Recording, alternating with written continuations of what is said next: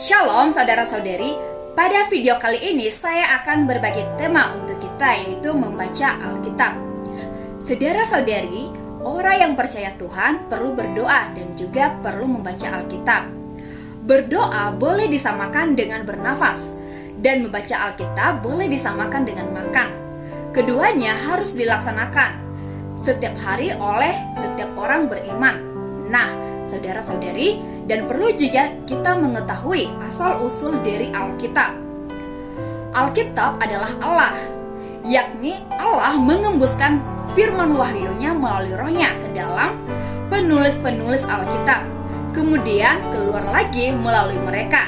Yang ditembuskan keluar itu tidak saja firman, tetapi juga roh, atau 2 Timotius pasal 3 ayat 16. Alkitab merupakan firman Allah yang ditembuskan keluar dari orang-orang melalui rohnya, yakni orang-orang didorong oleh Roh Kudus dari Allah mengucapkan firman Allah. Karena itu Alkitab berasal dari Allah, yang ditulis oleh beberapa orang saleh perjanjian lama seperti para nabi, para pemimpin, dan raja-raja di tengah-tengah Bani Israel.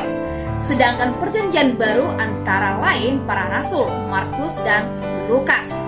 Kedua, isi Alkitab. Isi Alkitab sangat luas dan meliputi segala yang terutama. Ada 2 butir, yaitu kebenaran dan hayat. Kebenaran membuat kita mendapat wahyu mengenal semua realitas dalam alam semesta, seperti realitas Allah, realitas manusia, realitas alam semesta, dan realitas segala perkara pada zaman masa kini dan masa yang akan datang.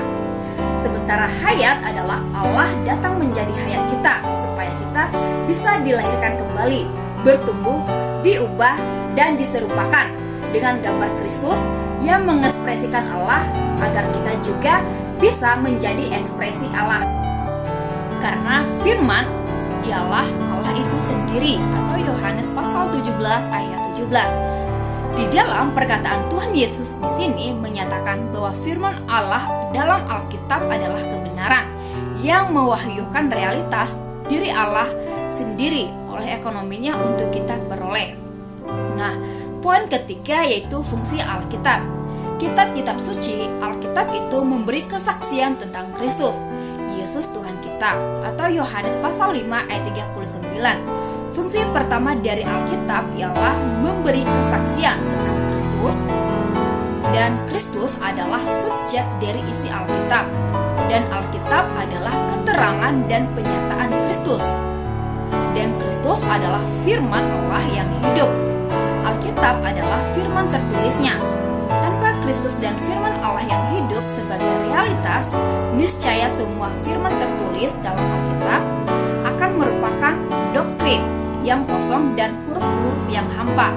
Namun tanpa Alkitab yang tertulis menjadi abstrak dan sukar dijamah. Karena itu, kalau kita ingin mengenal Kristus, kita harus membaca Alkitab dengan firman Tuhan itu sendiri yang hidup, supaya kita lebih mengenal Allah yang kita sembah dan yang kita percaya itu, yaitu Tuhan Yesus Kristus, Allah kita dan Tuhan kita satu-satunya. Atau Matius pasal 4 ayat 4 mengatakan, manusia hidup bukan dari roti saja, tetapi dari setiap firman yang keluar dari mulut Allah.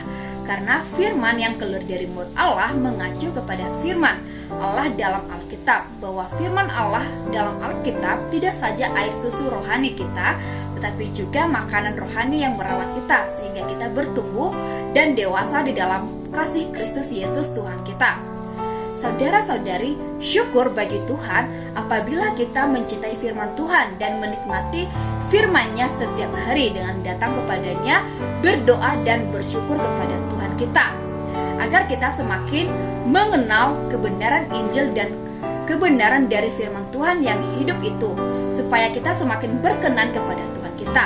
Sekian dan terima kasih. Tuhan Yesus memberkati. Haleluya. Amin.